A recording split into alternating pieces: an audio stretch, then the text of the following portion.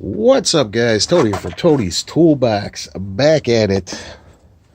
So, whatchamacallit, I kind of gave up on my buddy, and I know he sometimes watches my videos. My asshole friend Justin, who said we're going to do this bike build, and I told everybody we're on his dime, so we got to wait for him to have extra money to throw at it here, there, whatever. So I knew it was going to be a long time in between videos, but he's taking an extraordinary amount of time to even come up with a few $100 to start doing this shit. So if he's watching, screw you, buddy. I'm going on without you. I got my own build going on now. So I just picked up this bad cat, literally taking it off the truck. And I don't know if I'm going to put her in here or what I'm going to do yet. I might not even own that Corvette by the time this engine is done. This, again, is going to be slow. This is when I got, a few bucks here or there to throw at it. But I'm going to build it once. I'm going to build it the right way. That's a 5.3 sitting there. They're kind of in style right now. A lot of guys are doing it.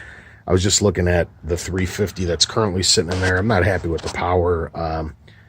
Those things in the mid 70s were just like constrained to death because nobody knew how to build it. It was before fuel injection really took off. Nobody really knew how to make a fuel efficient car and actually still make power. It was right during the gas crisis and all that other crap. So it's to really make that thing somewhere in the horsepower range that I'd be happy with for just cruising around town and whatnot. It's going to take an obscene amount of money, and the new trend is picking up one of these guys for, some people get them as cheap as $300. I didn't get it that cheap. I paid $5 for mine, but it's pretty complete. As you can see, we'll take a walk over there in a minute. But I see them all the way up to like $1,000 too. So, it depends on what you get. If you get the 5.8 or the 4.8, the 5.3, if you get an actual LS1 and LS2 and LS3, there's an LM7, blah, blah, blah, blah, blah. The basic short and skinny of it is this thing has, I didn't get it baselined. It's supposed to have 3 something.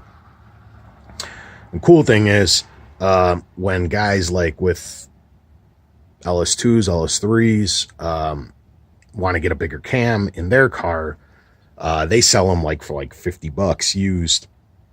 If you want to go used, those things go right in here because the blocks are all the same, and that is like getting a performance cam for this. It's the equivalent, and they can't give those stock cams away.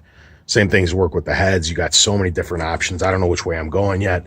I think I'm going blow-through carburetor. They make the accessory for it. They actually have a new bell housing kit that'll hook up this LS engine right up to my old 4-speed in the Vet.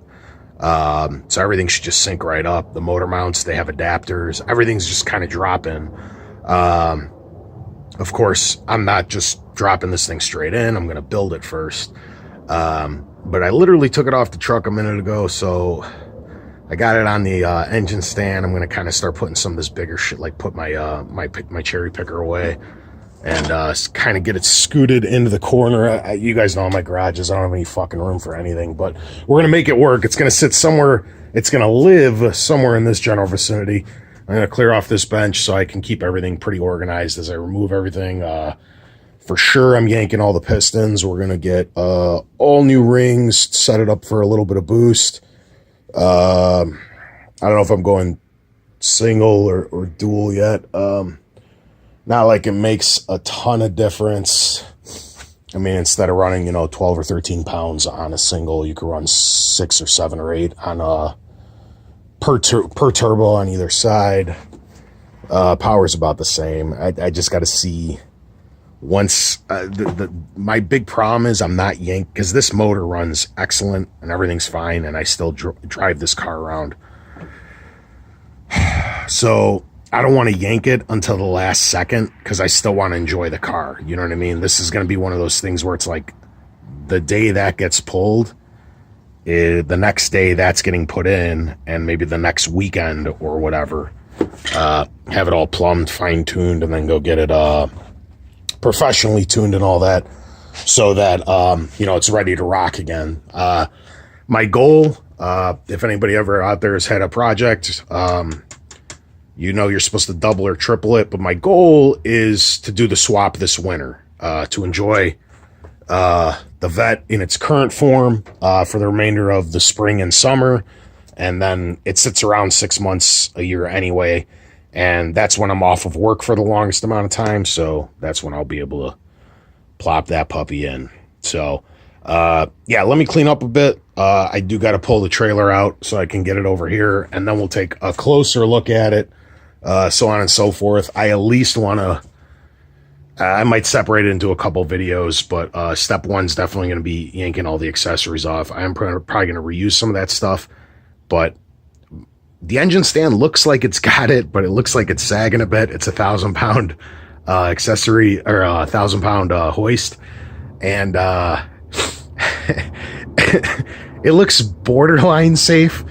So if I can get a few 100 pounds off the front end of shit that's got to come off anyway, just in case I don't get to it for a week or two, it doesn't fall over and hit something in my garage or break, or that's the first thing, is I'm going to yank all the accessories off. I'm probably going to run to Home Depot and grab a tub so I can throw all that crap in there and keep everything together. So I got so many bolts and screws and everything laying around in this garage from all the machinery and whatnot.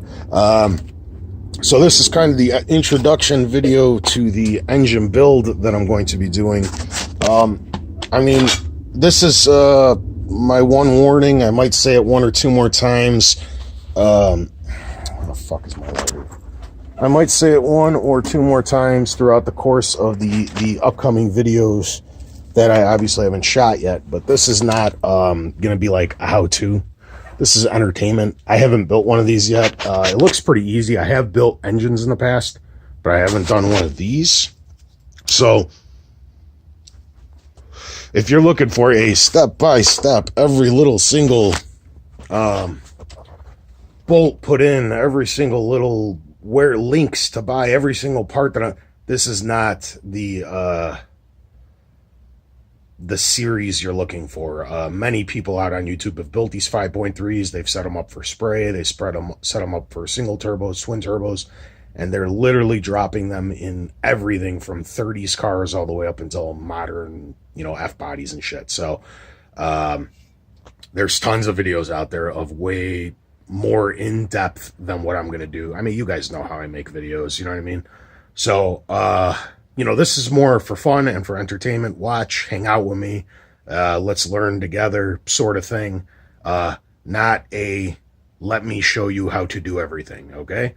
I will put out that warning again later on, but I don't want everybody screaming in the comments that I forgot to film the removal of 2 screws and now they're confused on how to do it, because I get an unbelievable amount of that kind of stuff, and it gets annoying after a while. This is not a how-to. So welcome for the journey, guys. Like I said, let me move everything our way, and I'll probably separate these into 2 videos. I don't want this to go on for days, and then we'll take a closer look at everything and we'll start removing the accessories and whatnot. All right, thanks for tuning in, guys. Catch you next time. Thanks for watching.